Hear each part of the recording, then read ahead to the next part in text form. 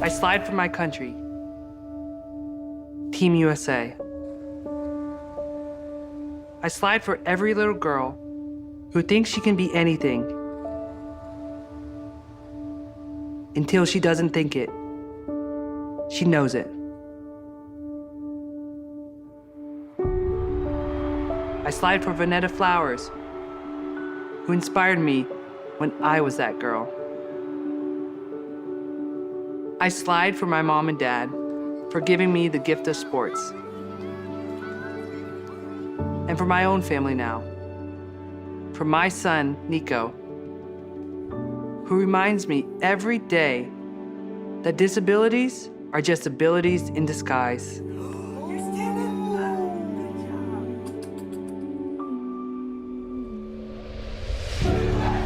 I slide for future Olympians, wishing, wondering, but never waiting.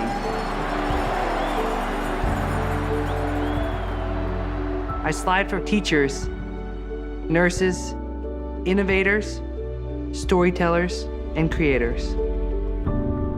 I slide for you, and you, and you, and you. I slide for the team of tomorrow.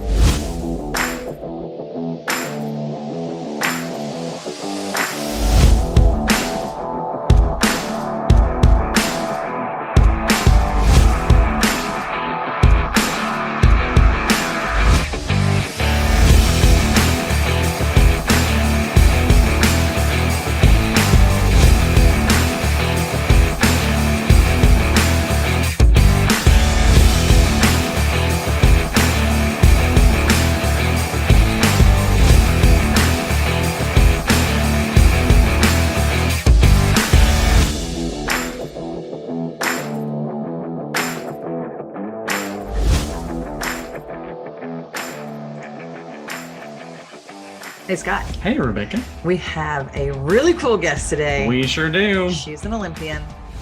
She's a pretty big deal. She's on quite a few commercials. She's everywhere right now. She really is. I could not believe that she took the time. Why did she say yes to us? I don't know.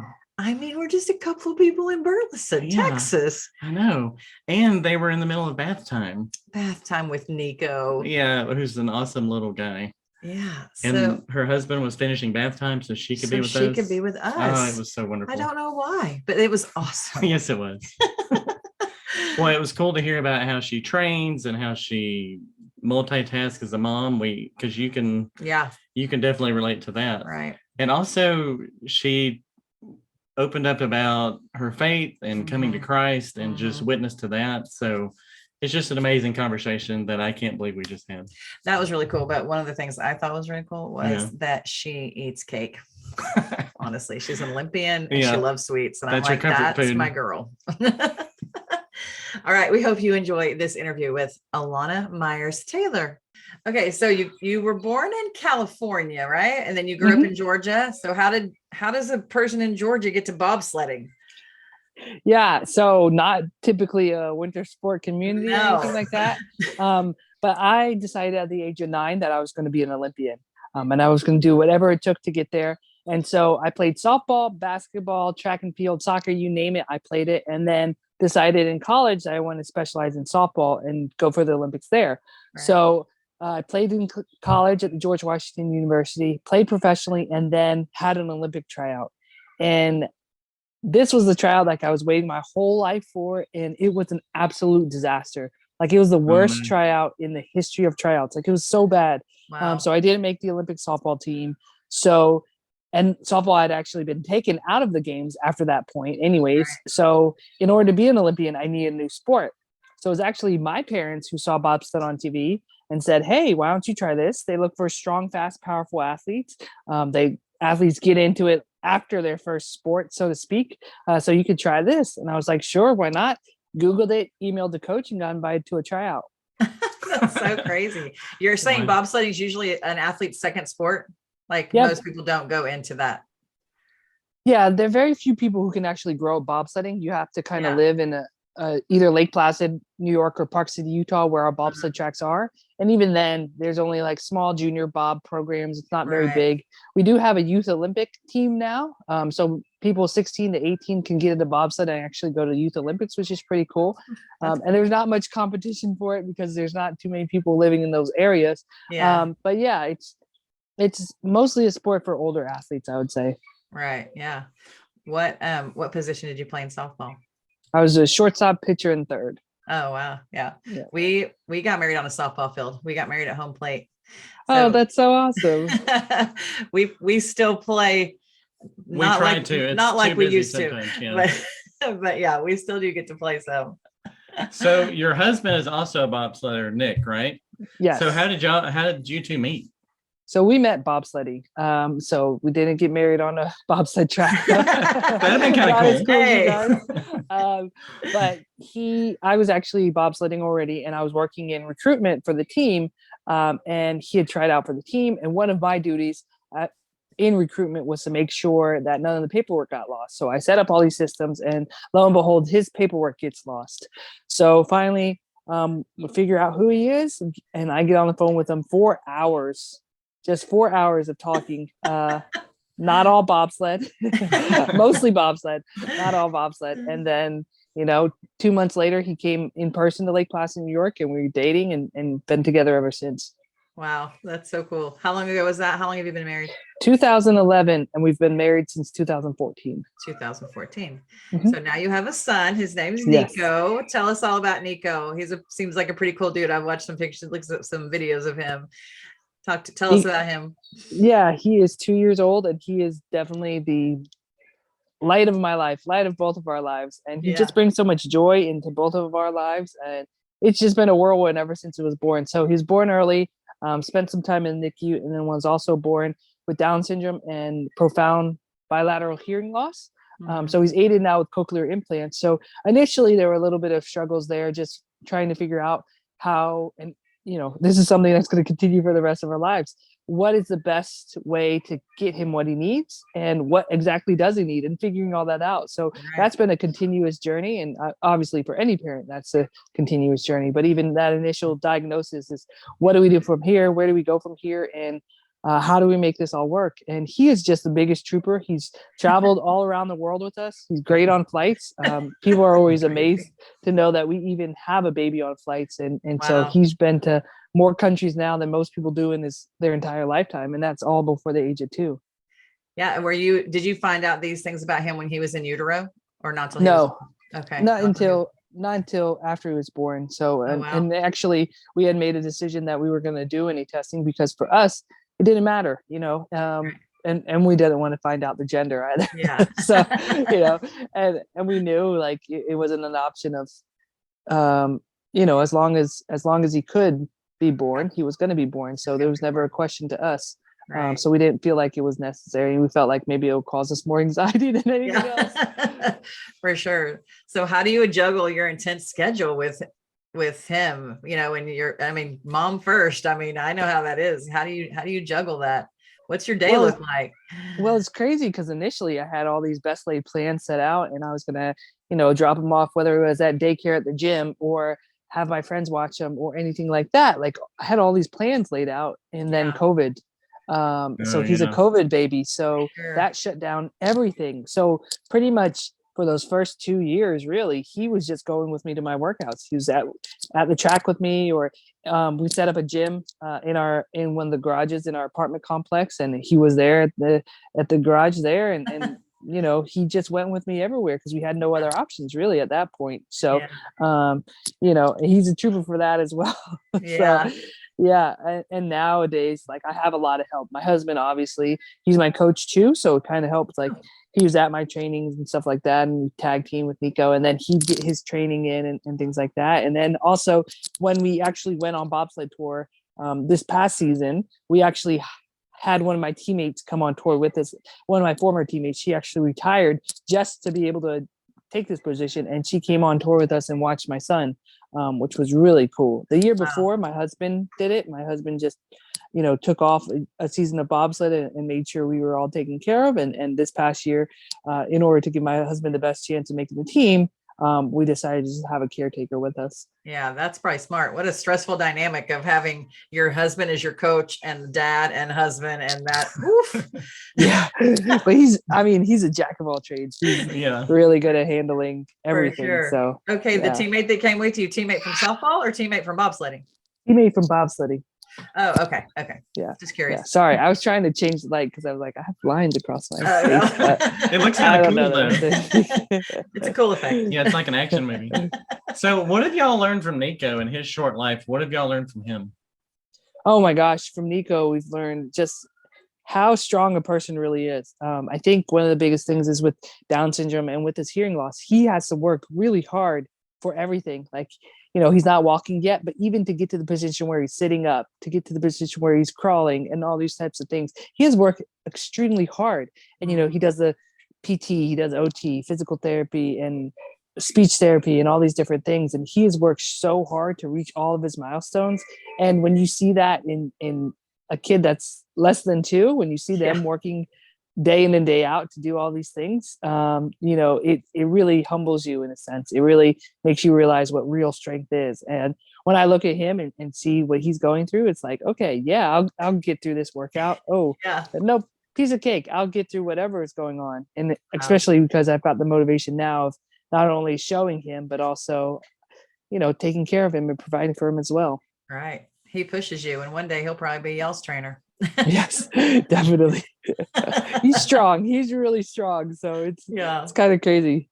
That's so cool. So you mentioned COVID earlier, and it kind of stinks because you spent 2 years not staying away from COVID, but then when you get to the Olympics, you test positive.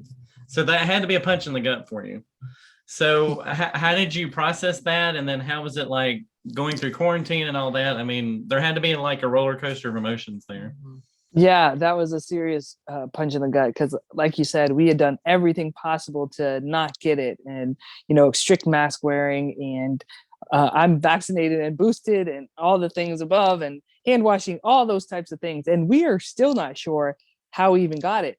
Before we got to China, we were staying in a house with 7 other people for a training camp going into the games, and nobody else in the house got it. Wow. And we had to do pre-Olympic testing, and they're pretty strict to get into China. We passed all those tests, landed at the airport, and that's supposed to be a pretty strict test too, passed that test. And then it wasn't until 2 days later that we turned out positive. So obviously, we have no idea how we got it. But once we did get it, I think the number one concern was health and just making sure everyone was okay from a health perspective. Luckily, we were all asymptomatic, which is great considering the pandemic, but also frustrating because you're like, I'm this athlete, I'm sitting in this room and I don't feel anything. And you feel fine. Yeah, I felt great. But, because everybody's gone through such a hardship from a health perspective with COVID, we were concerned. And especially with my son, Down syndrome is a factor for worse outcomes with COVID. So we were really concerned, but he handled it like a champ. He was actually the first one to get a negative test.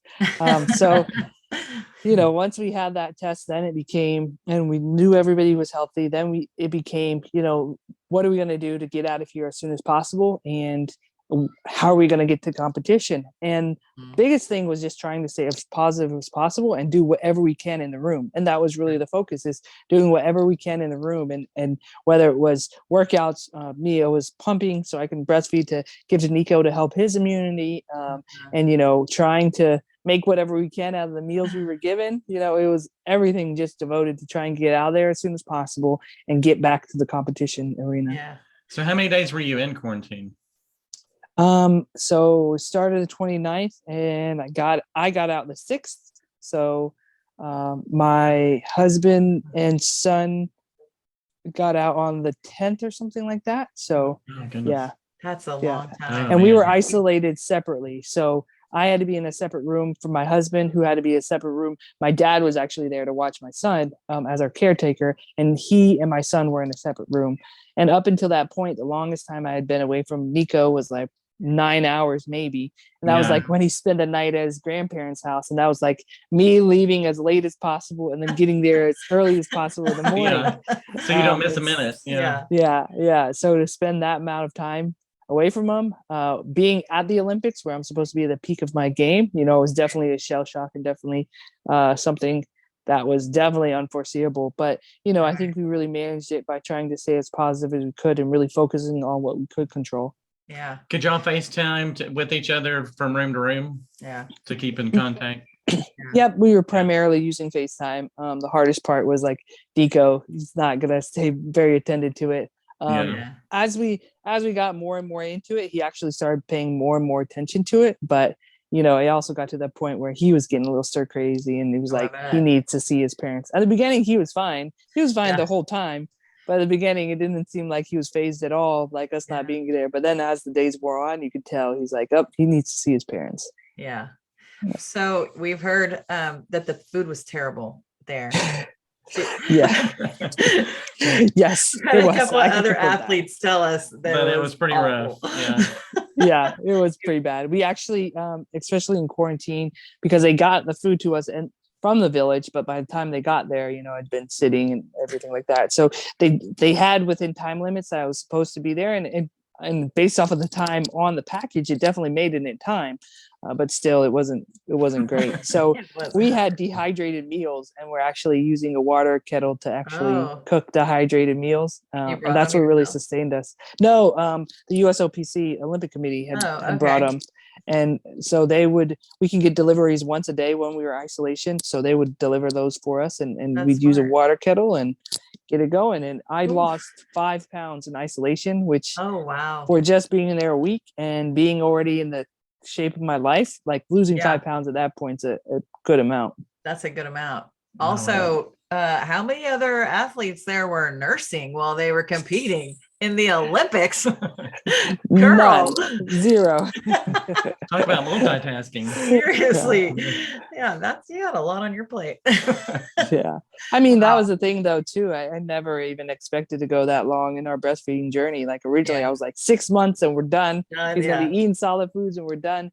But with COVID, it was like, well, this is the best opportunity for us because he can't get vaccinated. This is the best opportunity for us to provide him some kind of immunity. Obviously, unless I had COVID, it wouldn't be exactly the same antibodies, but maybe through my vaccines and stuff, he could have something. So we just felt like it was the best decision for our family, if we could, to continue breastfeeding as long as we could, as long as the pandemic was going on as well.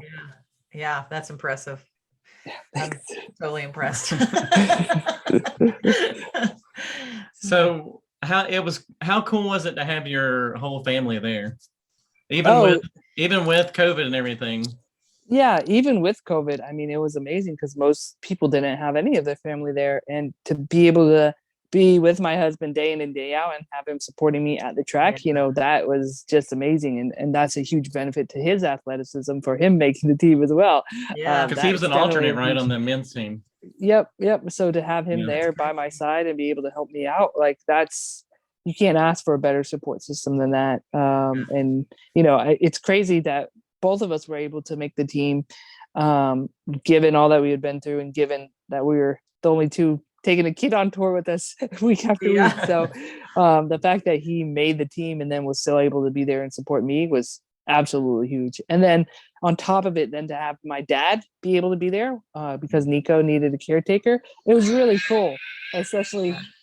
There's Nico right there. Yeah, especially in the Olympics where nobody else was allowed to have family members unless they were a coach or support staff or something like that. So to be able to have my dad there, like, it was really awesome. Cool. They didn't get to go to the track. It was just way too cold. They tried to pull some strings to get him out there, but it was just way too cold for Nico, so he couldn't have gone out there anyways. Yeah, wasn't it it was in the negatives, right? Like it was really, I don't know. Yeah, I have no idea exactly what the temperature is, but by the time the wind chill hit, it was freezing. Like it was just, really cold. That sounds awful. Okay, so let's talk about your accomplishment. You did a pretty big thing here. So you won a silver and bronze, right, in Beijing? Mm-hmm. Yep. And that made you the most decorated Black Winter Olympic athlete ever in the Olympics. So, like, what does that mean to you? And Wait, while breastfeeding. while breastfeeding, yeah, let's throw that. That's an asterisk next to No, it. I'm not going to just be able to forget that one. I mean, that's crazy. How she do that? She's like, I'm in quarantine, pumping and Yeah. lifting. I'm like, what? She went through all this stuff, I and don't she still do any does of this. those things. Yeah. Ever. So, what does that mean to you personally, and what are you going to do with that platform now that you have it? Yeah. It's absolutely crazy Yeah. to now be up there and have your name up there with some of the greats. You know, I knew Shawnee Davis had a lot of medals for the U.S. and had a lot of medals as a Black athlete in the Winter Games, but I didn't know I was even close. So to now hold the title, so to speak, it's cool, and also it's one of those kind of things that you hope somebody's going to break it pretty soon, because you know, you want people to go out there and you want to leave a lasting legacy. My biggest thing is I want to show that winter sport is for all, not just Black people, not just white people, but for all. And I think the more and more minority presence we have in winter sport, the more and more people are going to start to learn that winter sport is for everybody. Yeah. No, that's great. That's awesome. so cool. Okay, back when you were playing college softball, you encountered a dark period of time. Do you want to talk? Can you tell us a little bit about that? Like what was happening in your life at that time, and how did you get through that dark time? Yeah, so my sophomore year of college, my coach was fired in the middle of our season because she was for mental and physical abuse, emotional abuse of the team, and so it was really a bad period of my life because I had wrapped so much of myself in softball and thought all I was an athlete. And so when you have something taken away and you go through something that traumatic, like you're just like, oh, you know, who am I without this? And how did this happen? And how this happened to me? And you have a lot of questions. And for me, it was really a faith-based journey at that point. It really starting to find my relationship with Christ and who I was in Christ after, you know, my whole world was shattered. And fortunately, I came out the other side and was able to learn a lot from that experience. And also, the other thing that came out of that is that's why I started to be so passionate about athlete advocacy and doing everything I can to make the lives of athletes better. I think my own experience in college really changed the way I thought about things. And I think even, you know, as a college sophomore, your goal is to go out there and win a national championship. And you think that's the only thing that matters. Yes, you're supposed to go to school and all this stuff. But at the end of the day, like you have such little foresight to know what really is going to end up being important in the end of the day. Like you're still a kid. Like I was 19 years old. Yeah. You're still a kid. You still think you know everything. And at that time I thought softball was everything. So to go through that experience, it really changed me in a lot of ways. Yeah. So how did you come to know Christ? Basically, some of the students at which was it? I'm going to mess this up. I can't remember if it was Athletes in Action or FCA at the time. Yeah. One of them, some of the students had reached out to me then and invited me to meetings, and just being able to talk with them about my experience that's what kind of introduced me to Christ and being able to commune with them. And then also, you know, just doing some own reflection on myself because I had a lot of time to think, a lot of time to, and actually I remember one day I was working out and I was actually reading a book on Buddhism, and it kind of just overwhelmed me and hit me like all at once. It was just like, oh my gosh, Christ is the way, which was crazy because you're like, I'm reading a book on Buddhism. Yeah. And so you don't think it's really going to happen that way. Yeah. But I think it was just like understanding that piece and then getting that piece. And then, you know, it was clear to me what my path was. Yeah, that's so cool. That's awesome. Yeah. So you've inspired a lot of people throughout your career. Who are some people that have inspired you or inspire you now? Oh, number one, my mom. My mom inspires me, and she really showed me what a strong woman is. And she was my first example of what a strong woman is. I mean, my dad served in the Gulf War, and she was taking care of 3 young kids while he was away at the Gulf War, you know, not only worrying about how he is and what's going on over there and watching the news broadcasts and everything like that, but just handling 3 rowdy kids who, you know, don't really understand what's going on. You know, each of us was dealing with my dad being away differently and things like that. And she handled it like a champ, and she's done it our entire lives, you know. She's really been there for the entire family. So my mom has definitely played a role even in how I am as a mother and how I will parent my kids.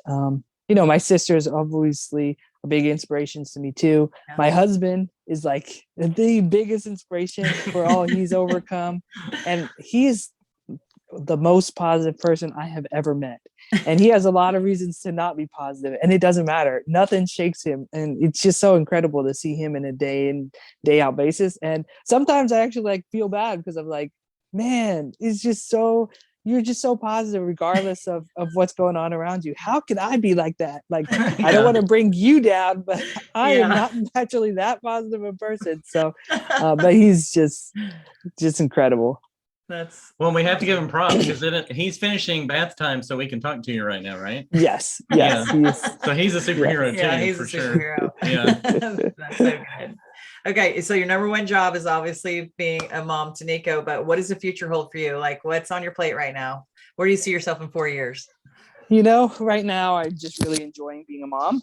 I haven't really had a second to slow down because actually as soon as I gave birth, it's back to training. It's back to getting ready for the next competition and everything like that. So right now we're just really taking a beat and slowing down for a second and just taking advantage of the time we're being able to spend at home and just going to be a mom for a little bit. And then we'll decide what the next move is. I don't know.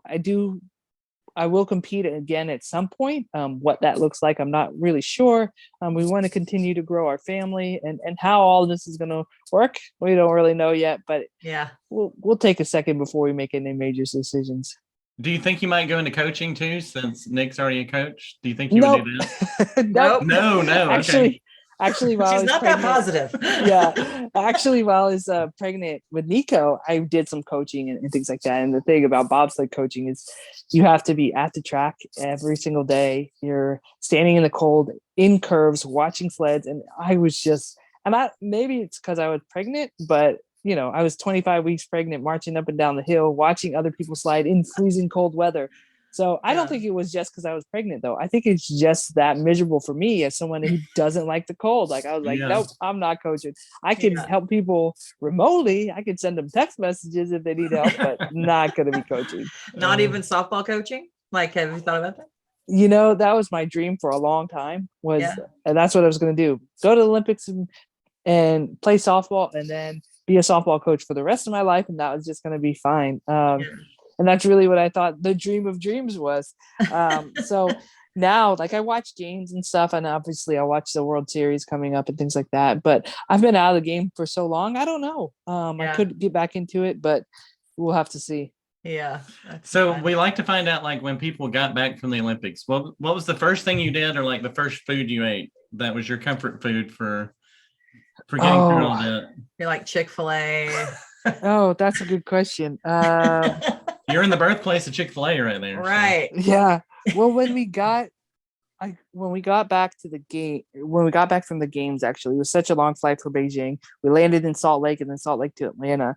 We went to my parents' house and I just remember sleeping. Like, it was just, all of us just laid on the floor and took a nap. I think, I can't even remember eating anything. I think the biggest thing for me is just, I'm a big sweet foods person. I love all the cakes. So I've been having my fair share of donuts. I've been having my fair share of cupcakes and different things. And it's just been really nice to be able to eat whatever I want. Eat whatever you want.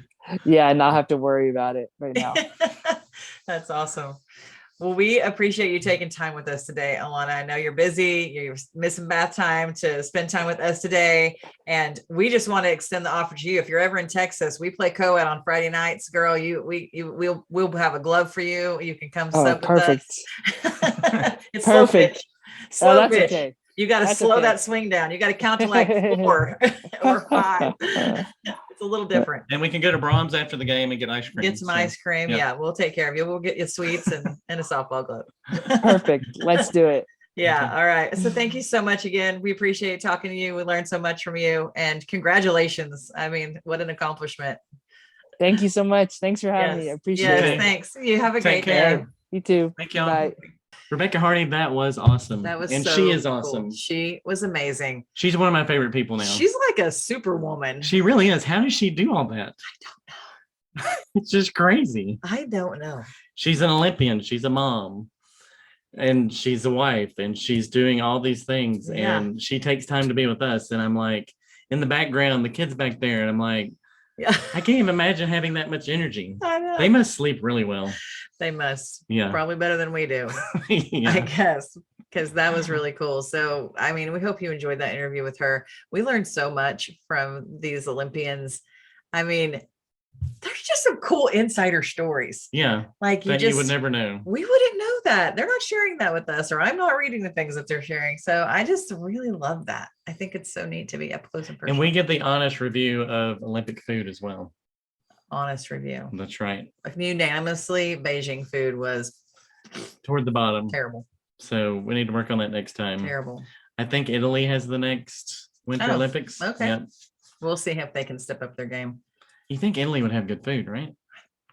It seems like it. Stereotypically, I Well, would think Italy's got good food. Okay, so the difference would be like questioning, like, is it a COVID issue? Because the athletes in Beijing obviously weren't able to mingle, which I've been thinking about that. That's one of the saddest things about these Olympics was that usually there's just, you come away with like this unified amongst the countries. We are like an international, like, unity. yeah, friendliness and And most collectively, they didn't this time because they weren't allowed to mingle. Everybody was scared to death of getting COVID. right. Yeah. Because then they wouldn't be able to compete. So they were all isolated. So did that make the food worse? Because the food had to be like, especially when you were quarantining, like, I don't know, the food had to be delivered, like she said, which I thought was Well, interesting. Alana talked about the dehydrated food that they used too. They took, That the U.S. team had for them. yeah. So yeah. So I don't know if the food will be better or not. It might be. We'll have to ask more questions in a couple of years. There you go. All right. We hope you enjoyed this interview because we had so much fun doing it. Hardy 5.5 over and out. We'll see you next time.